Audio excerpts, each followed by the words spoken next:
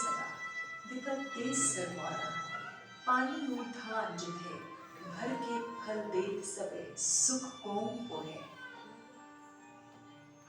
18वीं और 19वीं सदी के लाहौर दरबार से पूरे पंजाब को संजो कर रखने वाला था एक बुलंद और बेमिसाल किरदार महाराजा रंजीत सिंह। और आज महाराजा महज एक कहानी नहीं, पूरा इतिहास है जिसका सानी पंजाब को आज तक नहीं मिला। उनके बाद पंजाब बटा, बिखरा, से लुट हुआ और आज भी उसके कितने ही घाव रस्ते हैं। उम्मीद मायूसी का रंग पकड़े कल की राह देखती है। ऐसे में क्या हो अगर शेर पंजाब लौट आए, वही बुलंदी, बहादुरी, इंसाफ और मोहब्बत ले।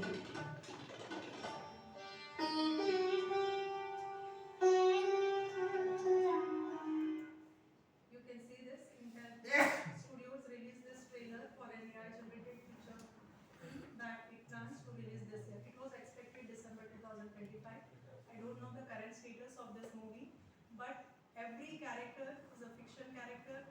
Every scene, every dialogue, music, everything is AI generated in this movie. So it would be the first fully AI generated movie, fully, right? So this is the progress of AI and generative AI today.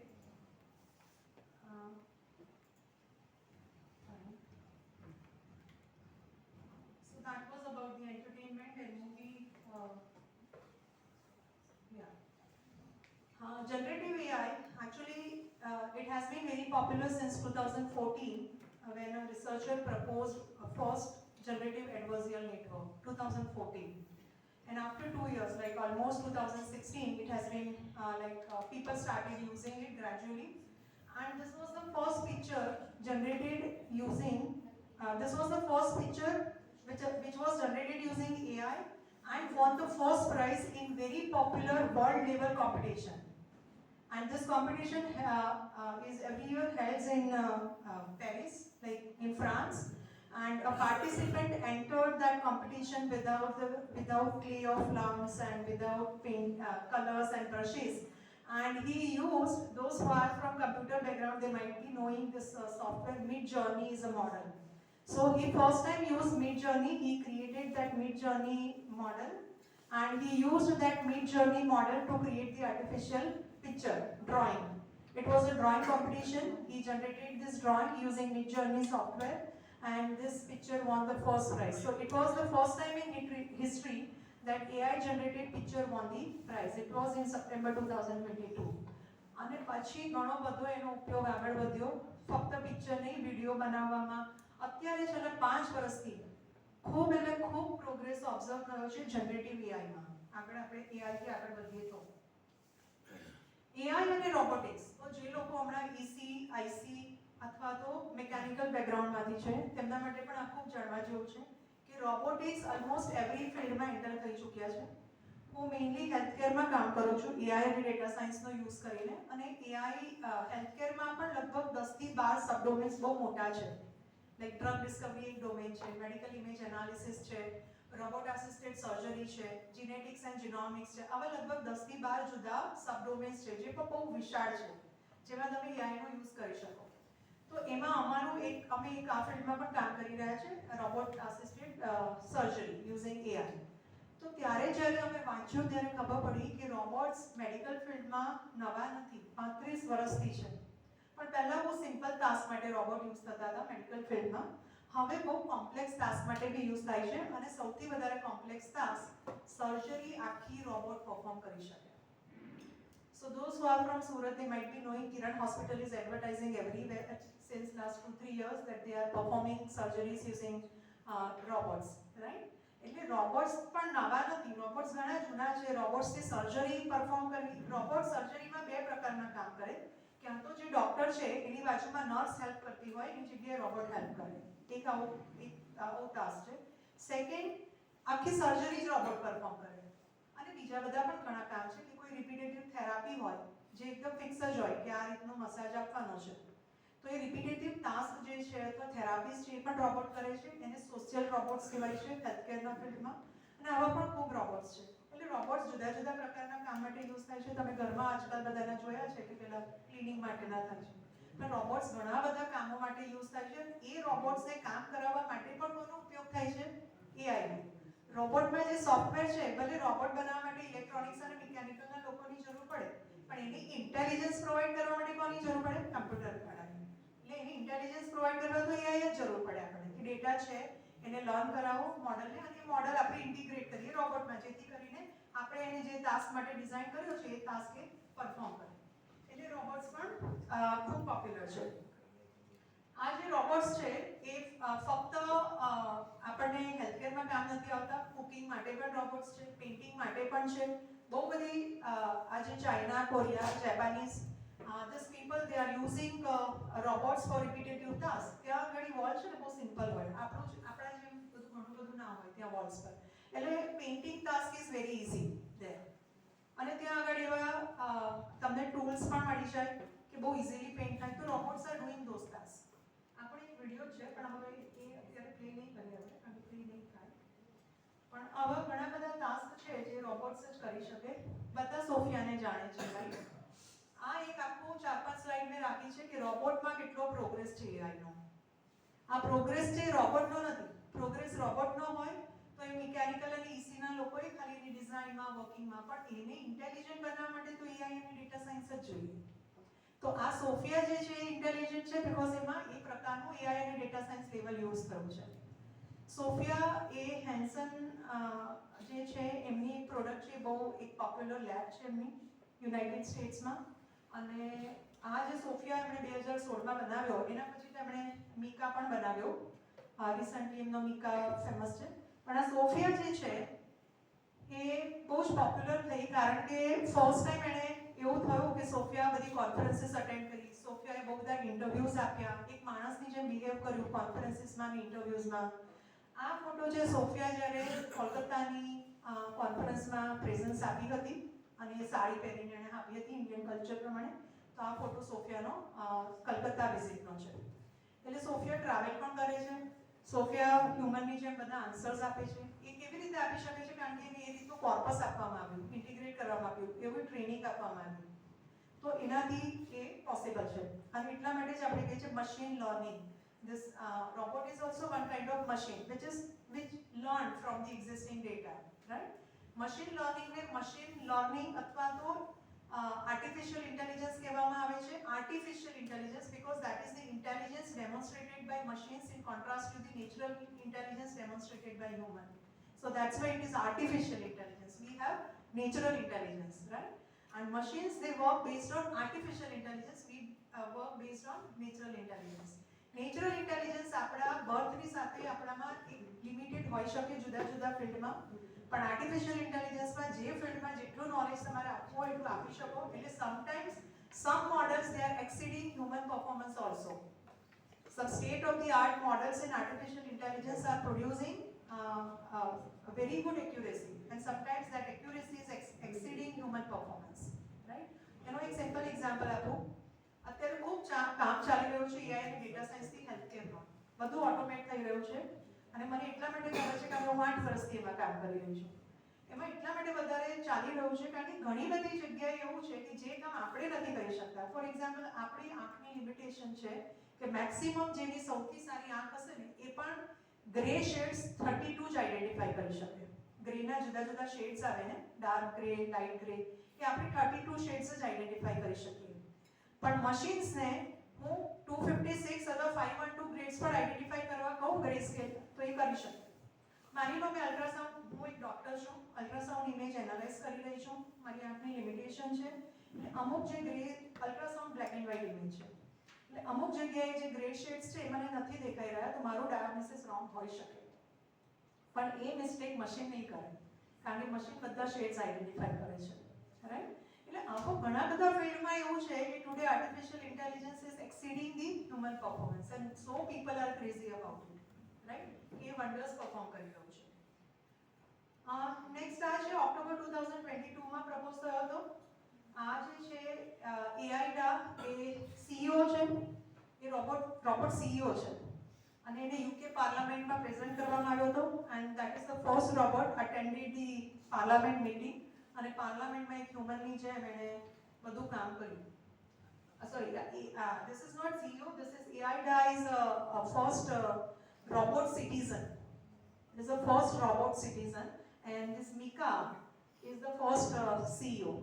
આ United યુકેની product છે, Stanford યુનિવર્સિટીના રિસર્ચર્સે બનાવી છે.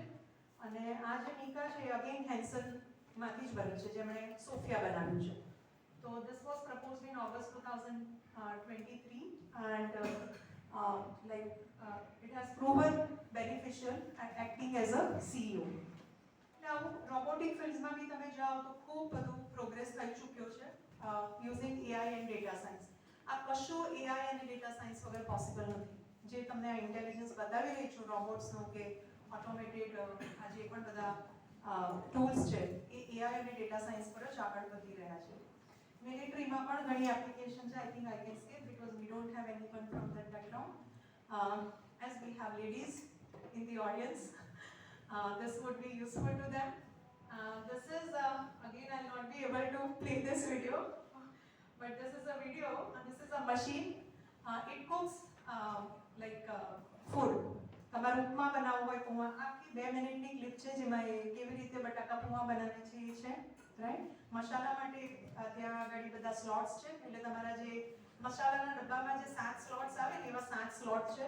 પછી એક બીજું એક filler છે જ્યાં તમારે ઓઇલ રાખવાનું, because this are the common things, salt, oil and spices. These are the common things in most of the food items, right? તો આના માટેના સ્લોટ્સ છે. અને બાકીના ઇન્ગ્રેડિયન્ટ્સ માટે પણ અમુક ખાના આપ્યા છે. અહીંયા તમે બાકીના ઇન્ગ્રેડિયન્ટ્સ જુઓ છો, વેજીટેબલ્સના અહીંયા ઓનિયન્સ છે અને કંઈક પેલા સિંગદાણા છે ફર્સ્ટ ટ્રેમાં, અને અહીંયા પૌવા છે પલાળેલા. આ બધું નાખી દો એટલે 2 કે 3 મિનિટમાં એ બટાકા પૌવા રેડી. તમારે ટાઈમર મૂકવાનું, right. Even I am using one cooker which is very commonly available everywhere, but people in India are not using. But as I have been many times to foreign countries, I observed that they are using nicely. And being a working woman, I felt that it is very beneficial and I am using it, right? એમાં 18 types ની functionality છે અને gas કરતા પણ બહુ સારી રીતે થાય છે. અને એનો મેઇન એડવાન્ટેજ એ છે કે હું ઘરેથી બહાર જાઉં અને મારે કુકર બંધ કરવાનું હોય તો I need to be at home. કે જે 5 સીટી વાગી જાય અને પછી મારે બંધ કરીને જવાનું છે. But the benefit of that cooker is કે I can keep it on timer.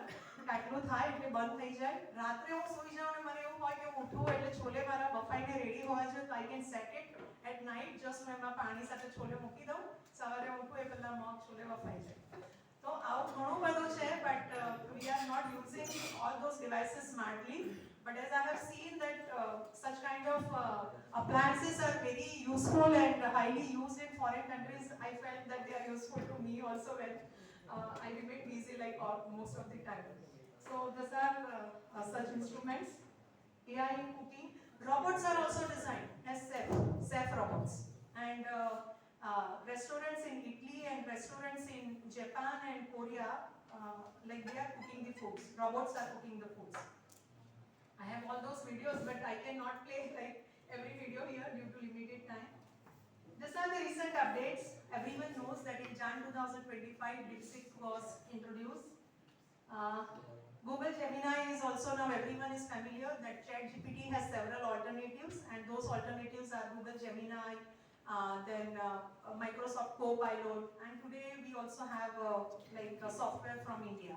So we have several options for that, and this was the previous version. Before 15 days, Gemini 3.0 was introduced, which is much better, which is performing much better than Gemini 2.0.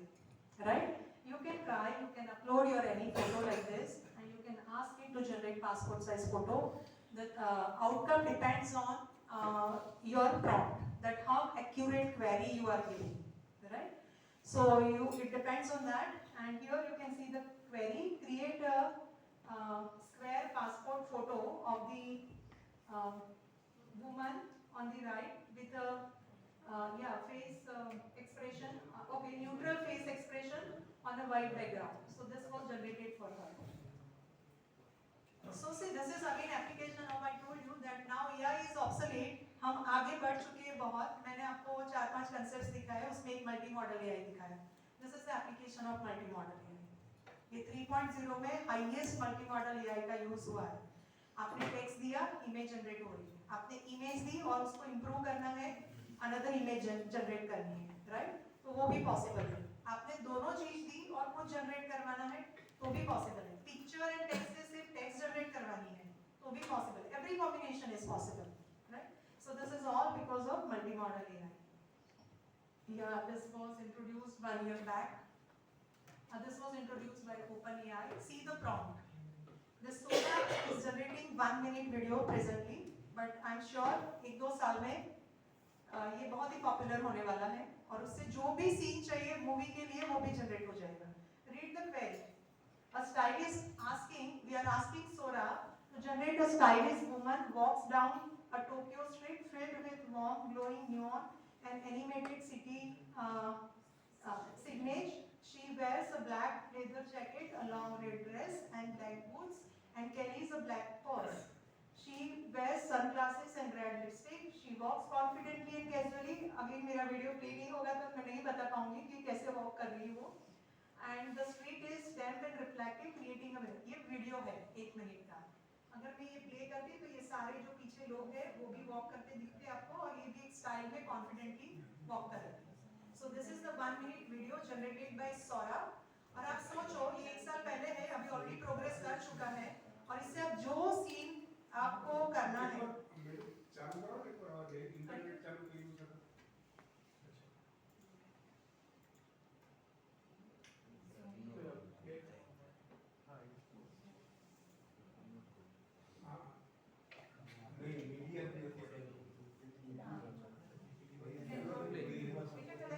आज power point નું version છે એમાં support છે. It's okay. Fine. Everyone knows this Sanskrit. In fashion also, right? When you choose a cloth, I have seen such shops, very few, but I have visited in foreign countries. When you go to shop and a particular section, they are very rich brands and they have very limited varieties for clothes.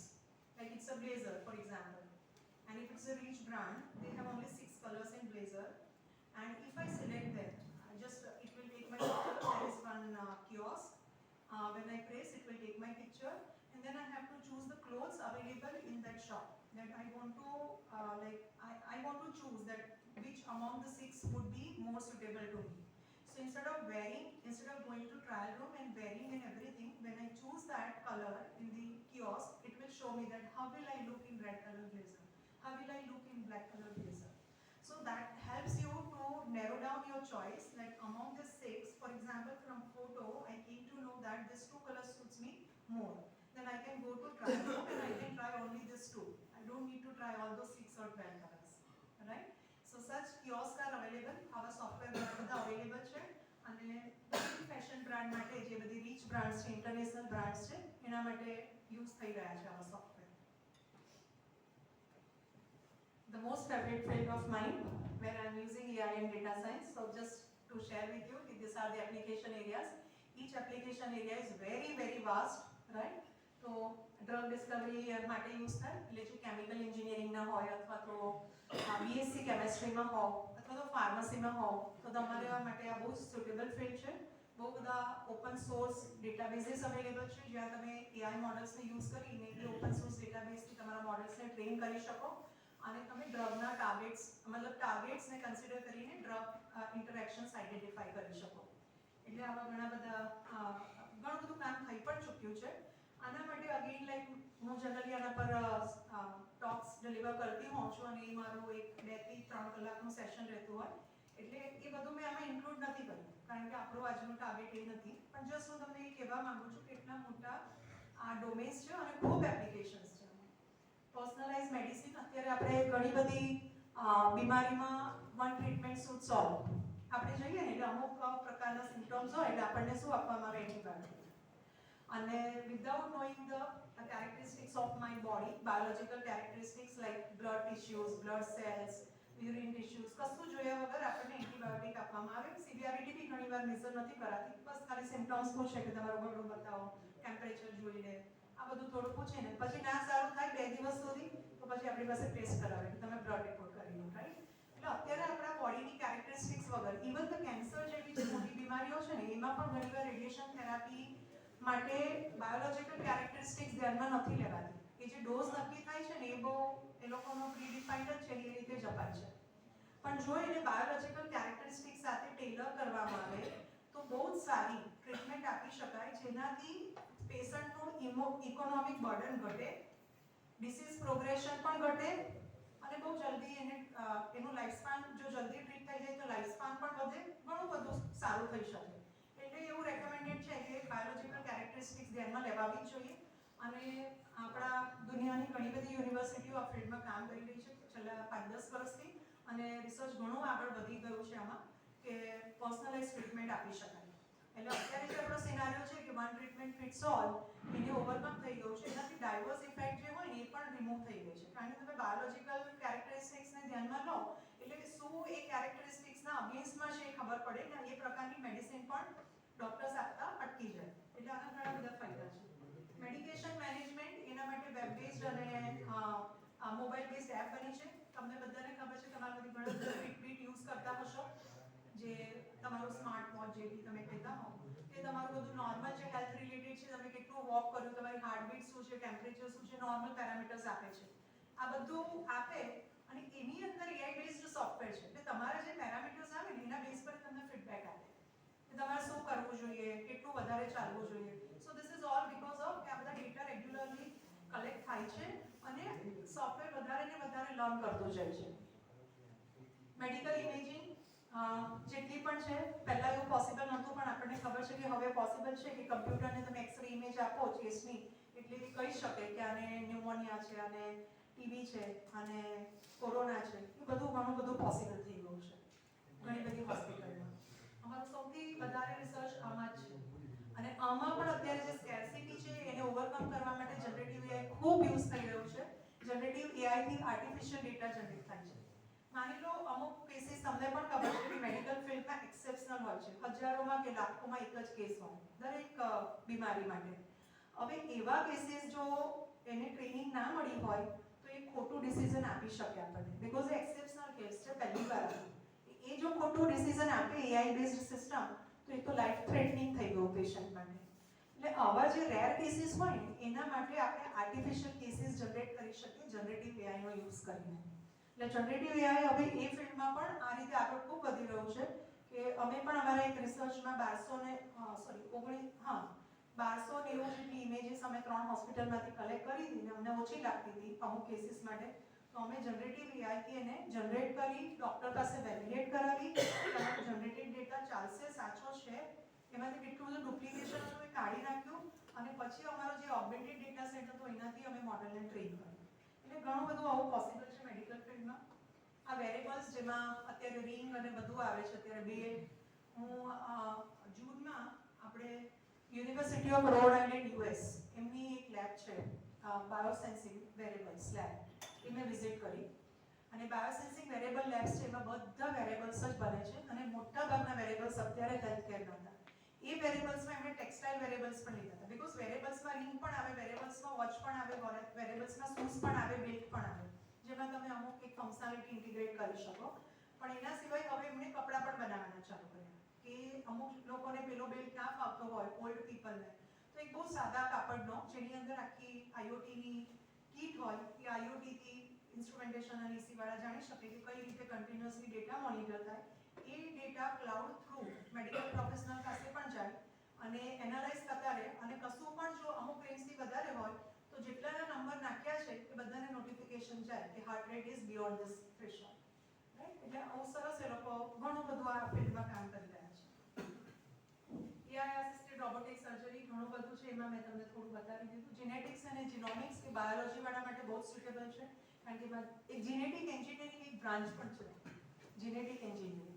એટલે એ પણ 3 વર્ષનો course ઘણા કરી શકે જે AI અને data science based જ છે completely. Okay, so this are the different domains અને ફિલ્ડ્સ લાઈક આઈ થિંક આપણે ઈ કોમર્સનું બી જોઈ લીધું, તમારું ફાઇનાન્સમાં પણ બહુ જ યુઝફુલ છે, ફિનટેકમાં એમબીએ વાળા ઘણું બધું કોન્ટ્રીબ્યુટ કરી શકે. ફાર્મસીવાળા પણ ઘણા બધામાં કોન્ટ્રીબ્યુટ કરી શકે, તમને હેલ્થકેર પરથી ખ્યાલ આવ્યો હશે, રાઈટ. ડ્રગ ડિસ્કવરી પછી થેરાપીને ડિફાઇન કરવા માટે પણ એઆઈનો ખૂબ યુઝ થાય છે. હવે થોડી ચેલેન્જીસ અને ફ્યુચર ઓપોર્ચ્યુનિટીઝ જોઈને ડેટા સાયન્સ બહુ બ્રીફમાં જ જોવાનું છે, કારણ કે મેં તમને કહ્યું એ પ્રમાણે ડેટા સાયન્સમાં પણ આ જ બધી એપ્લિકેશન આવે, બીકોઝ એઆઈ અને ડેટા સાયન્સ સાથે કામ કરે છે, એ બે જુદા કામ કરી જ ના શકે. જો એઆઈ ના હોય તો ડેટા સાયન્સની કોઈ જ વેલ્યુ નથી, ડેટા સાયન્સ ના હોય તો એઆઈની કોઈ જ વેલ્યુ નથી. સો દે વર્ક ટુગેધર. એટલે આ જે બધી એપ્લિકેશન્સ આપણે જોઈ એ બધી એપ્લિકેશનમાં એઆઈ અને ડેટા સાયન્સ બંને યુઝ થાય છે, કોઈ એક નથી યુઝ થતું. ઓકે, અત્યારે ચેલેન્જીસ કઈ છે જેના માટે તમે કામ કરી શકો, જે ચેલેન્જ છે એને ઓવરકમ તમે તમારા ફ્યુચર રિસર્ચમાં કરી શકો. એક સૌથી મોટી ચેલેન્જ મેં તમને ઇનિશિયલી પણ કહી અને ફરી કહું છું કે ડેટા સેટ જેવા હોવા જોઈએ એવા છે જ નહીં ઘણા બધા ફિલ્ડમાં. ક્યાં ડેટા ઓછો છે, ક્યાં એની ક્વોલિટી સારી નથી, ક્યાં તો પછી અમુક પ્રકારના કેસીસ એમાં કવર નથી થયા, અથવા તો અમુક જગ્યાનો ડેટા નથી. હવે તમે ફક્ત અમુક પોપ્યુલેશનને ટાર્ગેટ કરીને ડેટા જનરેટ કરો તો એ બાયસ્ડ રિઝલ્ટ્સ આપે. ફોર એક્ઝામ્પલ, તમને પણ ખબર છે, હું બીજા કન્ટ્રીની વાત છોડો, આપણે ઇન્ડિયાની જ વાત કરી અને હું મારા એઆઈ મોડલને if I train my AI model using peoples data, like કે એમનો સ્કિન કલર શું છે, એમની હેર ટાઈપ શું છે, એમની હાઇટ શું છે, તો આપણને બી ખબર છે કે south Indian peoples, north Indian peoples and we western people, we look very different, we have different hair quality, we have different skin colors, right? અને રિજિયન પ્રમાણે બીમારીઓ પણ ઘણી બધી જુદી છે. તો આપણે હું ફક્ત કલેક્ટ કરું ડેટા આપણા સાઉથ ગુજરાત રિજિયનનો અને એ સોલ્યુશન હું ડિપ્લોય કરવા જાઉં ઇન્ડિયા લેવલ પર તો એ સાચું રિઝલ્ટ ના આપે, બીજા રિજિયનના લોકો માટે સાચું રિઝલ્ટ ના આપે, ફક્ત મારા રિજિયનના લોકો માટે જ આપે, કારણ કે એને ફક્ત આપણે એટલું જ ભણ્યું છે AI system.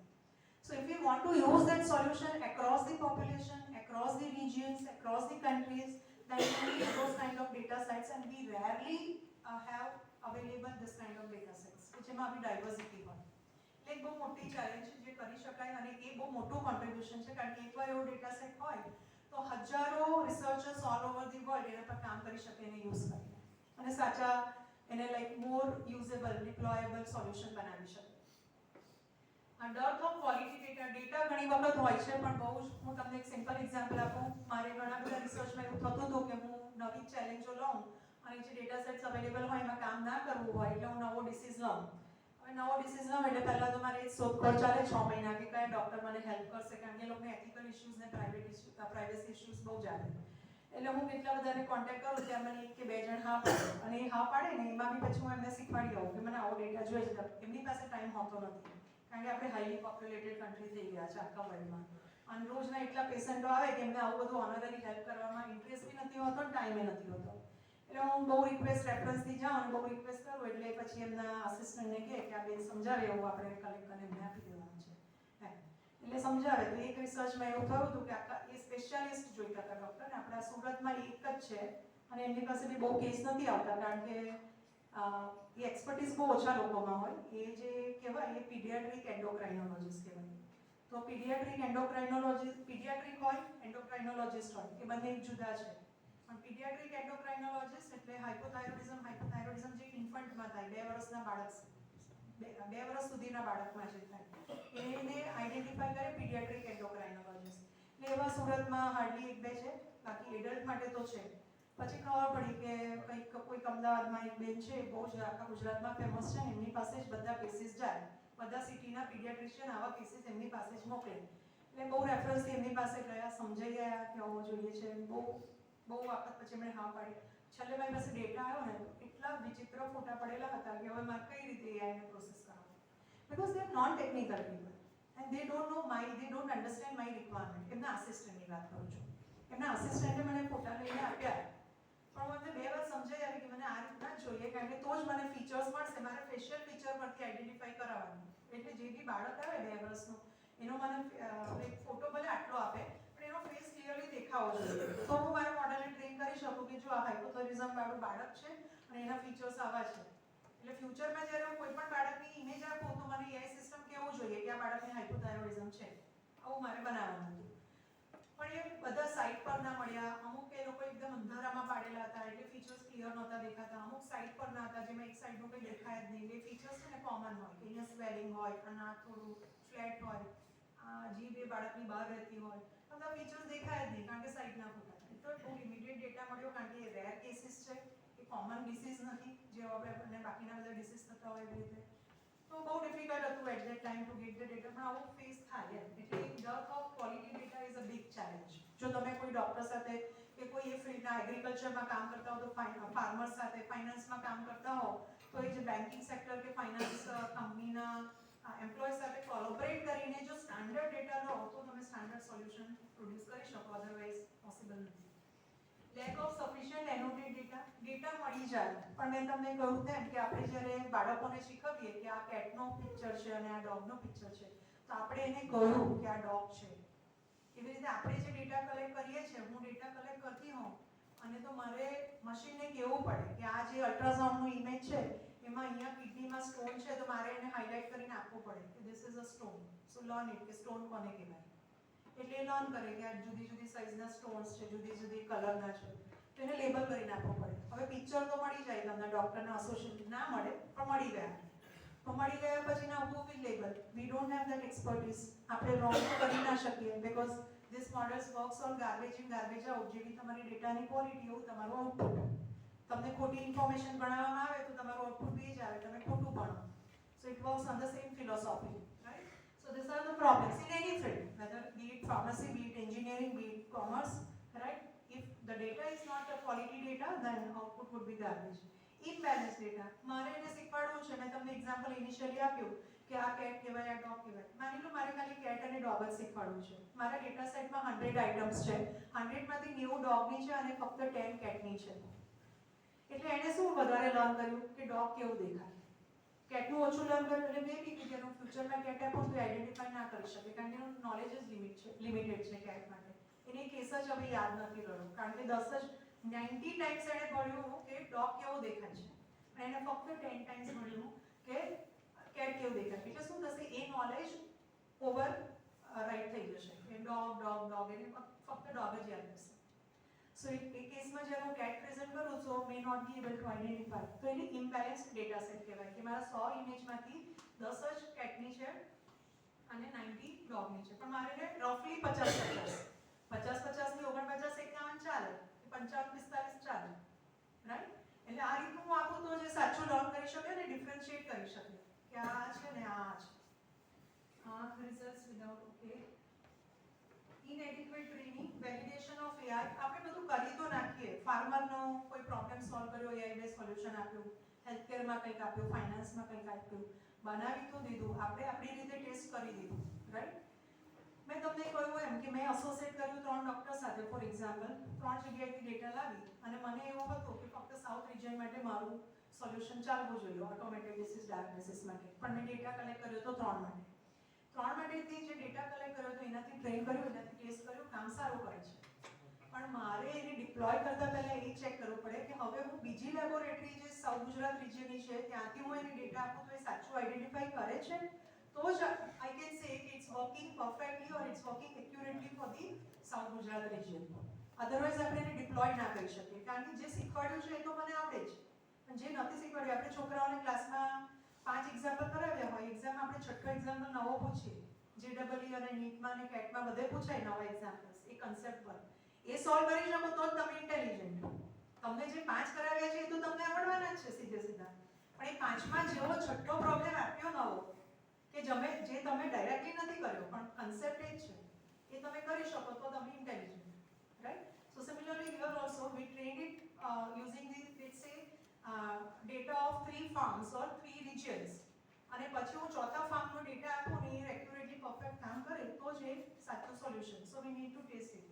So validation of AI driven application in other regions of the globe to prove its competency and effectiveness, right? How to modify existing and lack of interpretability, so to replace this explainable AI is required.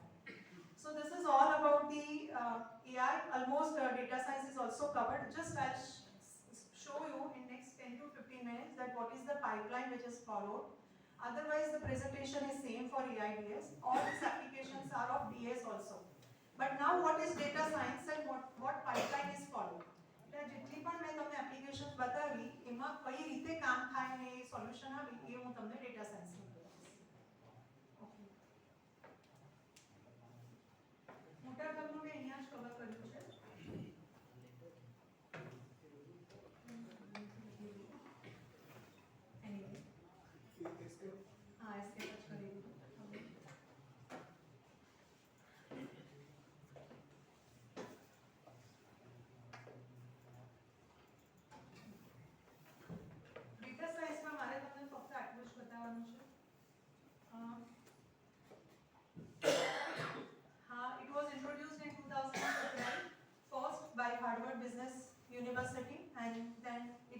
gradually more popular over the years. Data science is a fusion of three disciplines. It's a fusion of three disciplines: domain knowledge, computer science and statistics. Data science માં ત્રણ વસ્તુ ખૂબ જરૂરી છે. Statistics આવડવું જોઈએ, computer સાયન્સનું knowledge જોઈએ અને ત્રીજું ડોમેન નોલેજ. ડોમેન નોલેજ એટલે મેં તમને કહ્યું એઆઈ ડેટા સાયન્સની એપ્લિકેશન બધા રિયલ લાઈફ સેક્ટરમાં છે. હું ફાર્મિંગ માટે કરતી હોઉં તો મને થોડું એનું હું જ્યારે બી હેલ્થ કેરમાં કરું એટલે પહેલા ઇનિશિયલ ટાઈમ તમારો એમાં જ જાય એની ટર્મિનોલોજી અન્ડરસ્ટેન્ડ કરવામાં, ક્લિનિકલી આ વસ્તુ કઈ રીતે થઈ રહી છે, એના માટે શું જવાબદાર છે, આ બધું થોડું સમજવું પડે. કે ડોમેન નોલેજ તો તમે કોઈ બી ફિલ્ડમાં, આજે હું એન્જિનિયર થઈને મારે ફાઇનાન્સમાં કામ કરવું હોય તો મને ફાઇનાન્સની ટર્મિનોલોજીથી વાકેફ તો થવું જ પડે પહેલા, કે આ બધું શું મતલબ છે અને કઈ રીતે થઈ રહ્યું છે. એ હું સમજું તો હું એને ઓટોમેટ કરી શકું, એને સમજ્યા વગર હું ઓટોમેટ ના કરી શકું. અને ઓટોમેટ કરવાથી બેનિફિટ શું થાય છે એ પણ મારે સમજવું પડે. તો એના માટે મારે એ સમજવું પડે કે જ્યારે અત્યારે મેન્યુઅલી થઈ રહ્યું છે તો એમાં શું ડિસએડવાન્ટેજીસ છે અને હું એને જ્યારે ઓટોમેટ કરીશ, હું એને જ્યારે મશીનથી આ કામ કરાવીશ તો મને શું ફાયદા થશે એ જાણવું ખૂબ જરૂરી હોય છે. એટલે એના માટે અહીંયા આપણે ડોમેન નોલેજ તો જોઈએ. એના ઘણા બધા ફાયદા છે. હા, મેં તમને એકવાર કહ્યું કે ડેટા સાયન્સ અને ડેટા એનાલિસિસ બહુ અલગ વસ્તુ છે. આ ડિફરન્સ હું અહીંયા ક્લિયર કરવા માંગીશ. ડેટા એનાલિસિસ એટલે આપણે વર્ષો પહેલા પણ કરતા હતા જ્યારે ડેટા સાયન્સ નહોતું ને ત્યારે પણ એક્સેલ શીટમાં ડેટા છે અને ફોર્મ્યુલા અપ્લાય કરી અને ડેટા એનાલિસિસ કરી નાખ્યું, બરાબર? એ ડેટા એનાલિસિસ થયું. પણ ડેટા સાયન્સ એટલે પાસ્ટનો ડેટા લીધો, પાસ્ટમાં શું થયું, કેવી રીતે થયું, કેમ થયું એ સમજ્યું, એના પરથી હું પ્રેડિક્ટ કરું કે ફ્યુચરમાં શું થશે, કેમ થશે, કયું વધારે થશે, એ થયું ડેટા સાયન્સ. ડેટા એનાલિસિસ માટે એઆઈ કે મશીન લર્નિંગ નથી જોઈતા. એક્સેલ શીટનો ડેટા છે, ફંક્શન્સ અપ્લાય કરો, થઈ ગયું કામ. એક્સેલનો ઓપ્શન્સ બી છે, એમાં મશીન લર્નિંગ કે એઆઈની જરૂર નથી. પણ જ્યારે હું ડેટા સાયન્સ કરું ત્યારે મશીન લર્નિંગ કે એઆઈની જરૂર છે, કારણ કે એના વગર ડેટા ઓટોમેટ નહીં થાય. તો આ એક બેઝિક ડિફરન્સ છે કે ડેટા સાયન્સમાં એઆઈ આવે જ્યારે ડેટા એનાલિસિસમાં ના આવે. એટલે અહીંયા મેં માર્ક કર્યું છે કે આટલી વસ્તુઓ ડેટા એનાલિટિક્સમાં ના જોઈએ પણ ડેટા સાયન્સમાં બધું જોઈએ. પ્રોગ્રામિંગ અહીંયા ના જોઈએ કારણ કે સીધા ફંક્શન જ યુઝ કરીએ છીએ ને આપણે, પણ અહીંયા આપણે પ્રોગ્રામિંગ કરવું પડે. આ સૌથી અગત્યનો સ્ટેપ છે જે મારે ડિસ્કસ કરવો છે. જેટલી પણ તમને એપ્લિકેશન્સ મેં બતાવી અત્યારે એને તમે ફક્ત એઆઈની એપ્લિકેશન્સ તરીકે નહીં પણ ડેટા સાયન્સની એપ્લિકેશન્સ તરીકે પણ પ્રેઝન્ટ કરી શકો. સપોઝ મારો ટોપ ડેટા સાયન્સમાં હોય, I can include all those applications. કઈ રીતે એપ્લિકેશન્સ બની? તો કોઈ પણ ડેટા સાયન્સ બેઝ પ્રોજેક્ટ હોય એના 5 મુખ્ય સ્ટેપ્સ છે. પહેલો છે ગેધરિંગ ધી ડેટા, સેકન્ડ છે cleaning the data, third step છે એક્સપ્લોર ધી ડેટા, ફોર્થ છે model the data where we use AI ML અને ફિફ્થ છે ઇન્ટરપ્રેટ ધી ડેટા. કોઈ પણ પ્રોજેક્ટ આ 5 સ્ટેપ્સને ફોલો કરીને જ બન્યો છે. હવે ડેટા સાયન્ટિસ્ટ એનો સૌથી વધારે ટાઈમ લગભગ 70% ટાઈમ પહેલા સ્ટેપમાં અને બીજા સ્ટેપમાં આપે છે, જ્યારે ફક્ત 20 થી 30% ટાઈમ એને આ ત્રણમાં આપવાનો છે. બીકોઝ એકવાર ડેટા આવી ગયો સારો પછી તમારું બધું કામ ઈઝી છે, કારણ કે કમ્પ્યુટિંગ પાવર છે, અલ્ગોરિધમ્સ છે, બધું જ અવેલેબલ છે. એટલે પછી તમારે જસ્ટ અપ્લાય જ કરવાનું છે, એને બીજું કશું જ નથી કરવાનું. તો પહેલા આ જે કામ છે, આપણે કોઈ ફૂડ આઇટમ બનાવી છે તો સૌથી અઘરું કામ કયું છે? ઇન્ગ્રેડિયન્ટ્સ ભેગા કરવાના. સારા ઇન્ગ્રેડિયન્ટ્સ ને મસાલા ભેગા કર્યા તો સારી ડીશ બની છે, પણ 2 મસાલા ઓછા ભેગા કર્યા તો કદાચ થોડી કમી રહી જાય. એના જેવું છે, જેટલું સારું ભેગું કરશો તમે અહીંયા એટલું સારું outcome, because it works on garbage in garbage out philosophy, right?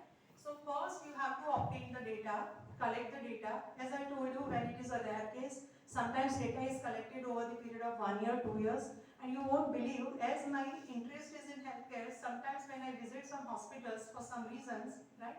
અને હું જ્યારે પણ એમના ઇન્સ્ટ્રુમેન્ટ પર જોઉં ને કે એઆઈ ઇનેબલ, એટલે મારી ક્યુરિયોસિટી હોય જ કે આમાં શું એઆઈ ઇનેબલ છે. એને આસ્ક ડૉક્ટર કે આમાં શું છે. એટલે હમણાં હું એકવાર મારી ડોટરના હું પેલા ડેન્ટિસ્ટ પાસે ગઈ હતી અને બહુ સરસ મને ખબર પડી કે આ ડૉક્ટર આ ડેન્ટિસ્ટ બહુ પોપ્યુલર છે સુરતમાં, અગર પેલા બ્રેસીસ કરાવવા હોય તો. એટલે હું મારી ડોટરને લઈને ગઈ અને મેં આવું બહુ મોટું મશીન જોયું જે બાકી મેં ડેન્ટિસ્ટ પાસે નહોતું જોયું. આગળ મેં ગઈ હતી એટલે મેં એના પર લખેલું હતું એને. મેં એમને પૂછ્યું કે ક્યાંથી લાગે અને શું કામ કરે. બહુ જ સરસ કામ મને બતાવ્યું એમણે.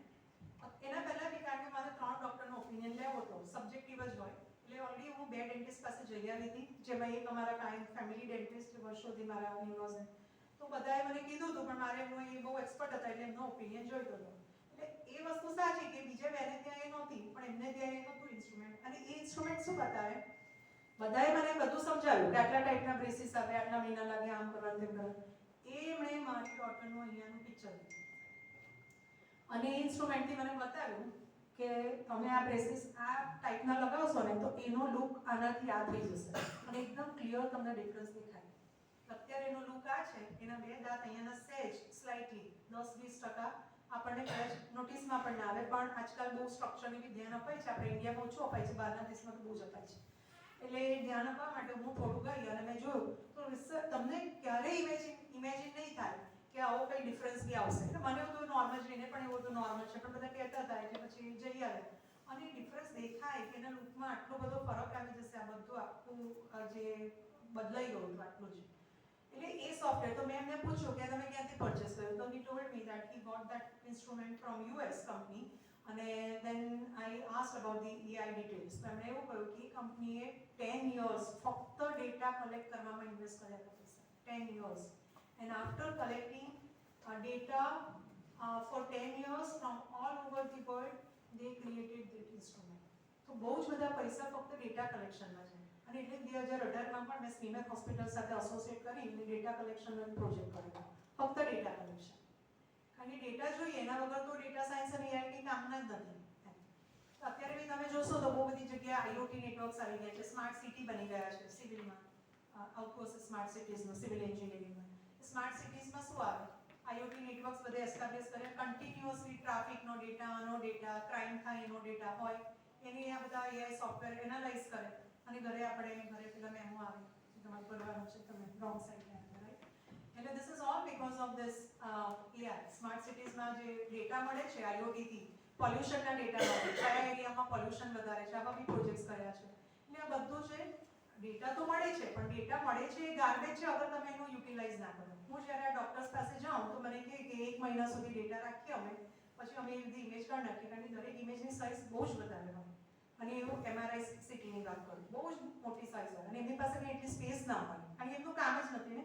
એમનો ટ્રીટમેન્ટ પતી ગઈ, ડાયગ્નોઝ થઈ ગયું, 3 મહિના પછી એ ઇમેજ કામ પણ ના આવે. ભલે હું સેમ પેશન્ટ છું, 3 મહિના પછી મારે પાછું એ કરાવવું પડે. ભલે મારી કન્ટિન્યુઅસ ટ્રીટમેન્ટ ચાલી રહી છે, પણ એ 3 મહિના પછી અંદર બધું ચેન્જ થઈ ગયું હોય, એટલે 3 મહિના પછી ઇમેજ કામ ના આવે, ફરી સીટી કરાવવું પડે. તો 3 મહિના પછી ડેટા ડિલીટ કરી નાખે. તો મને કાયમ કહે કે આ તો મારા માટે ગાર્બેજ છે. અને મેં કહ્યું તમે જે ગાર્બેજ કહો છો મારા માટે ખાણ છે, એનામાંથી હું આ બધું લઈશ તો મને મળશે સારું આઉટપુટ. એટલે this is like data is available but people don't know the value of that data. So data collect થઈ જાય, એના પછી એને રિફાઇન કરવો પડે. સારો કામનો ડેટા રાખવાનો, નકામો બધું કાઢી નાખવાનો, અથવા તો બ્રાઇટનેસ વધારવાની હોય તો વધારી શકાય, ઘટાડી શકાય. બહુ જ બધા આવા ઓપરેશન્સ છે. થોડોક વાંકો હોય તો સીધો કરવો પડે. આવા બહુ બધા ટાસ્ક છે. એટલે એ બધું ડેટા સ્ક્રબિંગમાં આવે, કે refine the data, clean data to formats that machine understands. એના પછી આપણે આવે ડેટાનું સ્ટેટિસ્ટિકલ એનાલિસિસ. સ્ટેટિસ્ટિકલ એનાલિસિસના 7 સ્ટેપ છે. તમને 7 સ્ટેપ્સ બતાવું ખાલી. તો એ 7 સ્ટેપ્સ એટલા માટે છે કે મારી પાસે અત્યારે સ્ટુડન્ટ્સનો ડેટાબેઝ છે, એમાં માની લો 15 કોલમ. એ 15 કોલમ જે છે ને એ 15 ને આપણે ફીચર્સ કહેતા હોઈએ, અથવા તો આપણે એને એટ્રીબ્યુટ્સ પણ કહેતા હોઈએ. તો એ જે 15 એટ્રીબ્યુટ્સ છે, મારે જે ટાસ્ક ઓટોમેટ કરવું છે એમાં મારે 15 નથી જોઈતા. મને 5નો જ કામ છે, 5 જ ઉપયોગમાં લેવાના છે. તો આ બધી વસ્તુ મારે કરવી પડે એક્સપ્લોરેટરી ડેટા એનાલિસિસ દરમિયાન. કે મારે ઘણા બધા ટાસ્ક હોય છે એક્સપ્લોરેટરી ડેટા એનાલિસિસમાં. ઘણીવાર એવું પણ થાય કે મારી ડેટા સેટમાં ડેટની એક કોલમ છે, એટલે ડેટ આપી છે કે 5th ડિસેમ્બર 2025, આવી એક કોલમમાં છે. પણ મારે 5th ડિસેમ્બર 2025 નથી જોવું. મારે જે ઓટોમેટ કરાવવું છે ને એમાં મને એવું જોઈએ છે કે ડેટની જુદી કોલમ હોવી જોઈએ, મંથની જુદી હોવી જોઈએ અને યરની જુદી હોવી જોઈએ, કારણ કે મારે એવા પ્રકારના ટાસ્ક છે. So I can do that also during exploratory data analysis. તો એક્સપ્લોરેટરી ડેટા એનાલિસિસ જે છે બહુ મોટો સ્ટેપ છે. એમાં 6 પ્રકારના કામ થઈ શકે છે. એમાં આઉટલાયર જે છે એ પણ એક બહુ મોટો ભાગ ભજવે છે. માની લો ક્લાસમાં એક્ઝામ લીધી 100 માર્ક્સની, બધા પેપર ડિફિકલ્ટ હતું, બધાનું મોટે ભાગે આવ્યા માર્ક્સ 60 માર્ક્સ સુધી બધાના આવ્યા. પણ ક્લાસમાં એક સુપર ઇન્ટેલિજન્ટ સ્ટુડન્ટ છે અને એને સ્કોર કર્યા 90 માર્ક્સ. બાકી બધાના માર્ક્સ 60 સુધી છે. So that is considered outlier, because એનું કોમન રેન્જ કરતાં અલગ છે, out of the common range. આવા આઉટલાયરને સ્પેશિયલ એ રેર કેસ થયો ડેટા સેટમાં અને એને સ્પેશિયલ ટ્રીટમેન્ટ મળવી જોઈએ. એટલે એ બધી વસ્તુઓ આપણે આમાં ધ્યાન રાખતા હોઈએ છીએ. આજે અહીંયા પણ છે આગળ સ્કેલિંગ ને બધા સ્ટેપ્સ આપણે અહીંયા અપ્લાય કરતા હોય. સ્કેલિંગ એટલા માટે જોઈએ, આ બધી વસ્તુ અહીંયા કરવું પડે, ડેટાને રિફાઇન કરવું પડે. માની લો 2 ડિવિઝનમાં ડેટા સાયન્સ ઓફર્ડ છે. એક ડિવિઝનના ટીચર 150 માંથી ટેસ્ટ લીધી અને બીજા ડિવિઝનના ટીચરે 100 માંથી લીધી. હવે હું કોલેજ લેવલ પર એનાલિસિસ કરી રહી છું, પણ એ કમ્પેરિઝન તો નહીં થાય કારણ કે એક ટીચરે લીધી છે 150 માંથી ને એકે લીધી છે 100 માંથી. એટલે મારે શું કરવું પડે આ સ્ટેપમાં? ક્યાં તો 100 ને 150 માંથી કન્વર્ટ કરવા પડે, અથવા 150 વાળાને 100 માં કન્વર્ટ કરવા પડે. તો જ કમ્પેરિઝન થાય ને તો જ મને સાચું મળે કે who is the student who has got the highest marks. તો આવા પણ બહુ બધા આવા ઘણા બધા ટાસ્ક હોય છે જે આપણે આ દરમિયાન કરી રહ્યા હોઈએ છીએ. ટાઈમ ઓછો છે એટલે હું થોડું એસ્કેપ કરીને ડિરેક્ટલી એના પર જતી રહું. હા, એટલે એ સ્ટેપ થઈ ગયો. ચોથો step very important, where we are using the AI model, machine learning, deep learning model. આપણી પાસે ડેટા રેડી થઈ ગયો. હવે એ ડેટા આપણે કોને શીખવા માટે આપવાનો છે? Machine. You analyze, learn patterns and be intelligent, be smart to perform this task. એટલે આપણે અહીંયા એને ડેટા આપીએ લેબલ સાથે. એ બધો ડેટા જે આપણે સરસ બનાવ્યો એ બધું આપણે એક આ મોડેલ ચૂઝ કરીએ. અહીંયા આપણે એક મોડેલ ચૂઝ નથી કરતા, મોટાભાગે આપણે મલ્ટિપલ મોડેલ્સ ચૂઝ કરીએ કારણ કે આપણને નથી ખબર કે કોણ સારું ટાસ્ક કોણ સારું પરફોર્મ કરશે. એટલે આપણે 2-4 મોડેલ્સ જે આપણને લાગે આપણા થિયોરેટિકલ એનાલિસિસ પરથી કે આ મોડેલ કદાચ સુટેબલ છે, બધાને એક્સપેરિમેન્ટ કરવા પડે. આપણે બધાને જોઈએ કે એમાંથી કોણ સારું પરફોર્મ. આપણે નોર્મલ ડે ટુ ડે લાઈફમાં પણ આપણને ખબર હોય કે આ ટાસ્ક આ સારું કરે છે તો આપણે એને જ આપીએ, બરાબર? એટલે એ પ્રમાણે અહીંયા પણ આપણે 4-5 મોડેલ ઇમ્પ્લિમેન્ટ કરીએ. Be it electrical engineering, be it IC, કંઈ પણ તમે લો, જ્યારે તમારે મોડેલ સિલેક્શનની વાત આવે ત્યારે તમારે એક રેન્ડમલી ચૂઝ ના થાય. તમારા ફિલ્ડ એ પ્રોબ્લેમ માટે જેટલા મોડેલ સારું કામ કરતા હોય એ બધા એક્સપેરિમેન્ટ કરવા પડે અને જોવું પડે કે કોણ સારું પરફોર્મન્સ આપે છે. એ પછી સોલ્યુશન બને અને પછી એ જે ડેટા જે છે એના માટે બહુ જુદા જુદા પ્રકારના શું કહેવાય આપણે મોડેલ્સ હોય છે. એ મોડેલ્સ આ પ્રકારના હોય છે. આ પ્રકારનો લર્નિંગ હોય છે એમાં સુપરવાઇઝ, અનસુપરવાઇઝ ને બધું. આ બધા ડિફરન્ટ મોડેલ્સ છે અહીંયા તમે જોશો. હવે માની લો કે લેબલ ડેટા છે તો આ બધા મોડેલ્સ ઇમ્પ્લિમેન્ટ કરી શકું. અનસુપરવાઇઝ છે તો એ પ્રમાણે. હવે આપણે ડીપ લર્નિંગ યુઝ કરતા હોય તો deep learning numerous models are available, hundreds of models are available. So you have to first study the literature that which models are suitable for your problem. If you are working in agriculture, if you are working in pharmacy, if you are working in e-commerce, specialized models are created for your domain and you need to know those models. The model ને implement કરવાનું બિલકુલ difficult નથી. પાયથનમાં બધી library આપેલી જ છે model સાથે. એ કામ તમારે પ્રોગ્રામિંગનું નથી કરવાનું અને એટલા માટે જ AIDS આટલા પોપ્યુલર થઈ ગયા છે. કારણ કે non technical people can also use those tools. ખાલી તમારો ડેટા સરસ હોવો જોઈએ, બેઝિક તમારે માળખું સમજવું પડે કે આ રીતના સ્ટેટમેન્ટ્સ લખવાના હોય છે પાયથનમાં અને પછી તો તમારે સીધી લાઇબ્રેરી જ યુઝ કરવાની. જે પણ કરવું હોય, જે આપણે વર્ષો પહેલા હજારો લાઈનનો કોડ લખતા હતા ને એના માટે અત્યારે અમારે આટલી નાની એક લાઈન લખવી પડે કારણ કે એના માટે ફંક્શન જ અવેલેબલ થઈ ગયા. So programming has been that easy. Today companies are not looking for, even in computer engineering, companies are not looking for smart coders. They are looking for technocrats or engineers who are smart, who are intelligent in using those tools. એમને coders જોઈતા જ નથી. બહુ બધા tools છે code generate કરે છે. No code is also one tool કે જે નોન ટેકનિકલ પીપલ છે એને પ્રોગ્રામિંગ ડાયરેક્ટ જેમાં થાય. No code, its name is no code. એટલે અત્યારે કોડર્સ જોઈતા જ નથી કંપનીને. સ્માર્ટ લોકો જોઈએ, એનાલિટિકલ લોકો જોઈએ કે સ્માર્ટલી એ ટૂલ્સને યુઝ કરીને જે પ્રોબ્લેમ છે રિયલ વર્લ્ડનો એને સોલ્વ કરીને AIDS બેઝ સોલ્યુશન આપે. રાઈટ? તો આપણે વર્ષો પહેલા આખી વસ્તુ જ અલગ હતી. છોકરાઓને પ્રોગ્રામિંગ કરાવતા હતા. હવે છોકરાઓ કદાચ ChatGPT માંથી પણ લખે છે. It's okay. At least they should understand કે how it is working logically. They should understand the logic. So that is the case, and the final step of data science is present the results of this model to end user. End user may be non-technical, तो layman language માં એ results આપી શકે અને સમજાવી શકે. અગર medical field હોય તો medical language માં, farmer હોય તો એની language માં. That is the last step. So all the projects which I showed you, all the use cases, they follow this pipeline. Intelligent બનાવવા માટે ડેટા કલેક્ટ થયો, રિફાઇન થયો, મોડલને મશીનને ટ્રેન કરાવ્યો અને પછી એ પરફોર્મ કરતું થયું. So this is the basic life cycle of data science, right? So I hope now you understood that where AI and data science go together. You can see that data science project cannot be completed using without AI. AI is must, right? અને જો આ data ના હોય તો AI નો કોઈ significance છે? કોઈ જ કામનું નથી. એટલે AI વર્ષોથી પડેલું હતું લિટરેચરમાં, પણ જ્યારથી ડિજિટલ ડેટા આવ્યો ત્યારથી આપણી પાસે આ સ્ટેપ્સ આવ્યા અને આપણે અપ્લાય કરી રહ્યા છીએ. Okay, that's all from my side. Thank you so much for hearing me patiently. I could not cover the use cases, but it's okay. These are some books published by us. They are mainly in healthcare, like this is in healthcare, published with Springer, this is with CRC Press, and this is also with Springer. And this is on explainable AI, and the next book was also on explainable AI in health informatics. This is, and some books are already in progress and they'll come soon, right? It is generative AI in healthcare. So that's all. Now I am open to take your questions. As there are many people from different disciplines, I'm sure that you have some questions in mind related to AI and data science. I'll be happy to answer your questions. I shall try my best. Yeah. મને actually બે question છે. હા, બોલો. જેમ કે ડીપસીક છે એ China base firm છે અને ચેટ જીપીટી છે અમેરિકા બેઝ. હા, ઓપન AI. તો હવે જ્યારે આ કંપનીઓ જે છે એ ડેટાનો યુઝ અથવા તો આ એઆઈનો યુઝ જે છે એ ઇન્ફોર્મેશન વોર માટે યુઝ કરે, ઇન્ફોર્મેશન વોરફેર માટે, અને કોઈ થર્ડ કન્ટ્રીને ડિસ્ટેબલાઇઝ કરવા માટે જો એનો ઉપયોગ કરે, જેમ કે અત્યારે હું ચેટ જીપીટીને પૂછીશ કે what about the Arunachal Pradesh, તો એ કહેશે કે એટલે ઇન્ટિગ્રલ પાર્ટ ઓફ ઇન્ડિયા, પણ એ જ વસ્તુ હું ડીપસીકને પૂછીશ તો એ કહેશે કે ઇટ ઇઝ ધ ચાઇના. તો આ કેસમાં જો જ્યારે એનો ઉપયોગ આ રીતે કરવામાં આવે તો what is the solution for that and what we can do? એના માટે જ અત્યારે છે ને AI રેગ્યુલેશન્સ બધી ગવર્મેન્ટ સ્ટ્રિક્ટલી ફોલો કરાવી રહી છે.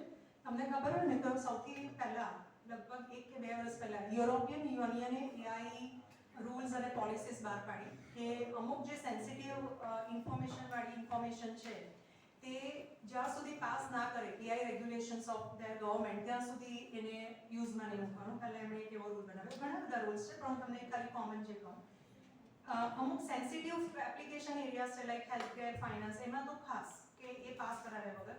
મોરઓવર પહેલાં છે ને નીચે ટેગલાઇન નહોતી આવતી કે આ જે અમે ઇન્ફોર્મેશન જનરેટ કરીએ છીએ સાચી અથવા ખોટી બંને હોઈ શકે. હવે તમે જોશો ને તો એ નીચે ટેગલાઇન આવે છે કે this information may be wrong. જ્યારે તમે ગૂગલમાં બી ટાઈપ કરો છો તો હવે ગૂગલની સાથે ઇન્ટિગ્રેટેડ છે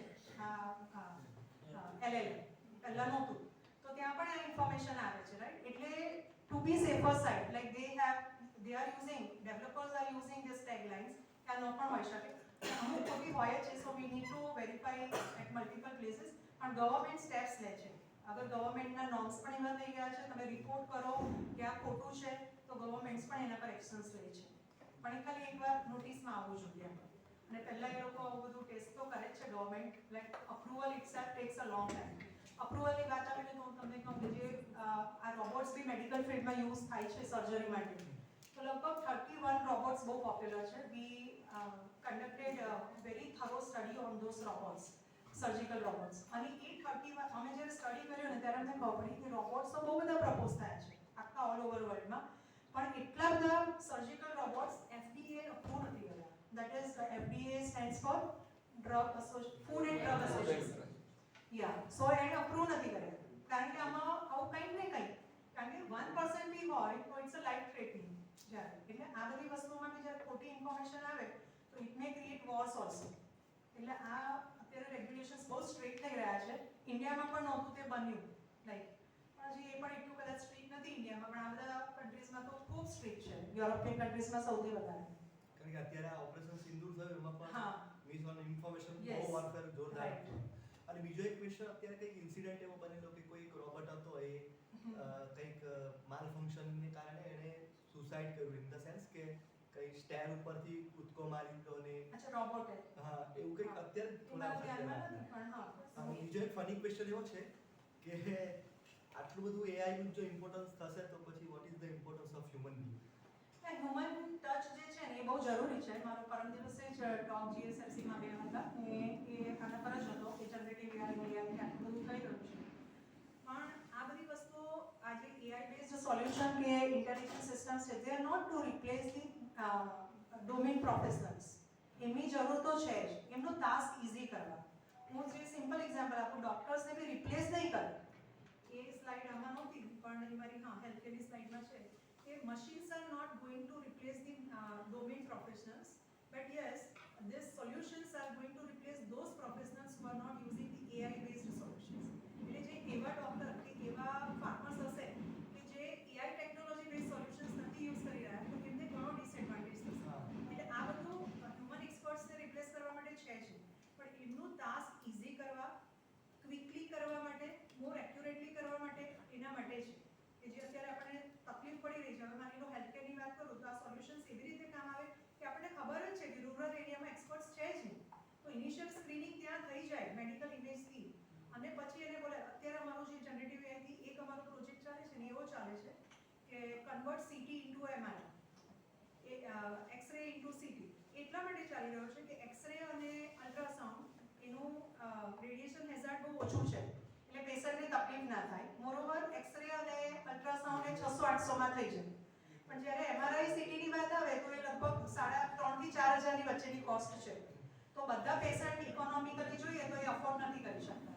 સો ધેર શુડ બી વે કે we can convert X-ray into MRI અને એક્સરે ઇન્ટુ સીટી અને સીટી ઇન્ટુ એમઆરઆઈ ઓલ્સો. એનાથી રેડિયેશન હેઝાર્ડ ઓછું થાય.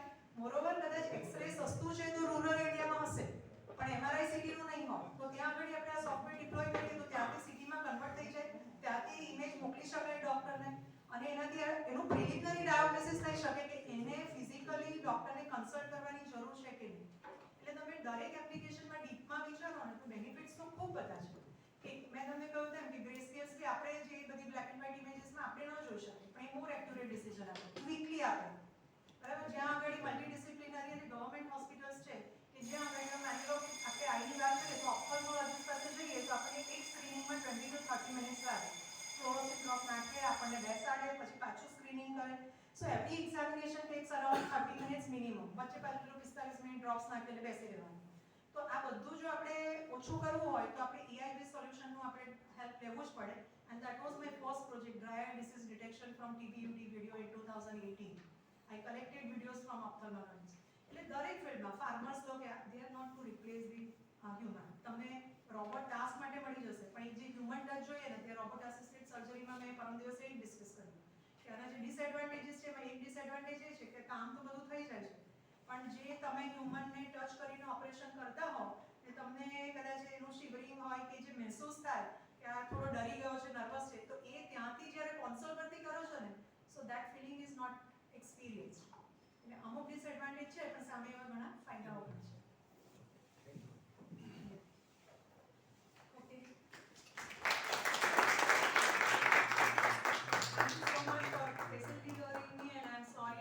Run away of the time, but I started late, so otherwise I am on time.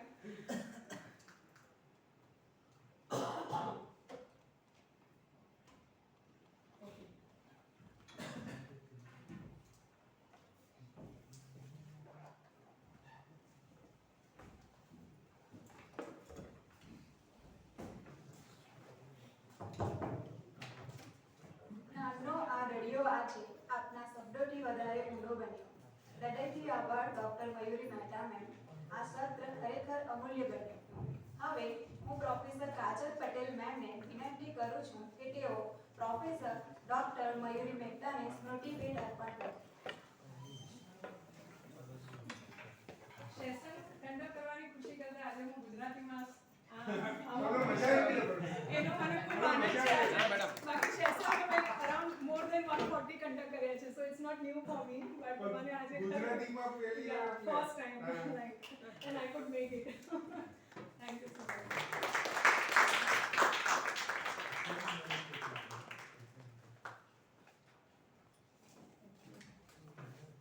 ખૂબ ખૂબ આભાર. હવે લંચ બ્રેક છે. બ્રેકનો ટાઈમ 45 મિનિટ.